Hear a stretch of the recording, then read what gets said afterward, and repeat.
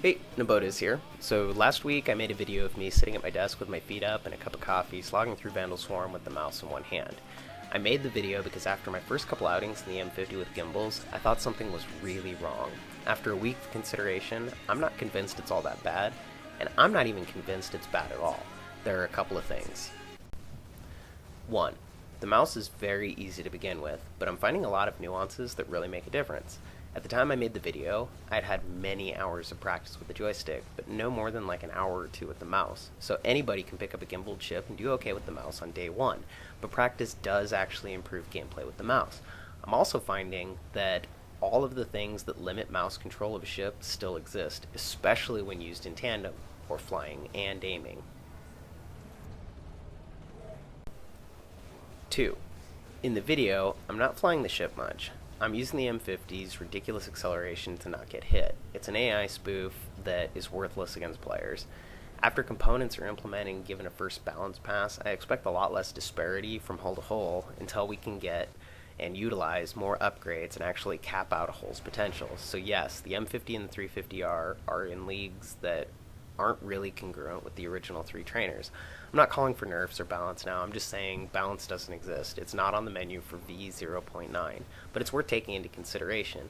The ship I used is not on par with the original three trainers. 3. I can fly the ship very well with the mouse, but I can't fly very well and shoot very well at the same time while using aim and flight in tandem. With fixed weapons, the mouse is very difficult to use unless the player tunes the mouse for the alternate relative mode, which I don't like and I can't really speak to. I know there are a lot of users that use the relative mode very well with fixed weapons, but I'd like to see the joy mouse get another pass. The default mouse mode, or joy mouse, needs a lot of work so mouse users can fly the ship better in combat with fixed weapons. Right now the mouse seems a little too easy with gimbaled weapons because they haven't implemented a way to use gimbals very well with the joystick, or HOTAs without track AR or another comparable device. Once mouse users have a decent joy mouse option though, more will be a lot happier with fixed weapons and actually flying the ship, and it'll start to reveal the disadvantages of aiming and shooting with a single controller instead of having isolated its biggest advantage. While flying a ship using fixed weapons with the joystick or the joy mouse, I'm a lot more focused on my position in relation to the other ship. Can I tail or six the target?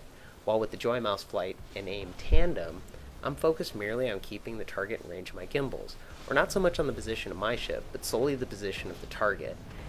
It's not really possible to maintain frenetic flight and keep the aim reticle over the target. This is a disadvantage, and no amount of tuning tandem control will overcome this. 4. When I made this video, I thought something was really wrong, but now I'm starting to think it was actually right. We'll see after the next big patch, but I expect a bit of a role reversal unless the joy mouse function is actually made better.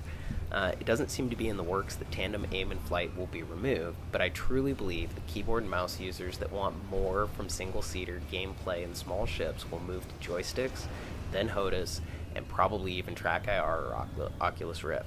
In a single week, I've gone from thinking mouse flight is too easy to seeing instead how it will never rival the office cockpit.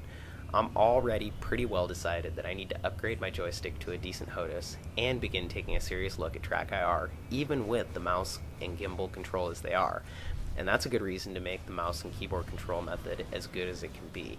Arena Commander got me back on a joystick and will probably lead me to HOTAS and other peripherals, because I can't see how I can do what I want to do with just the mouse, even if its control is improved and refined.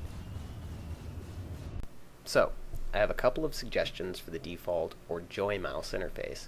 Right now, there isn't a visual cue for the dead zone, and it seems that max force for input from the mouse is the edge of the screen.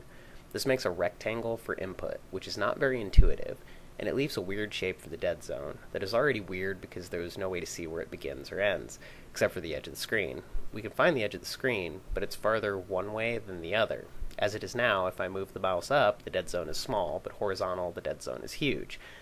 And output gets higher with less input one way than the other.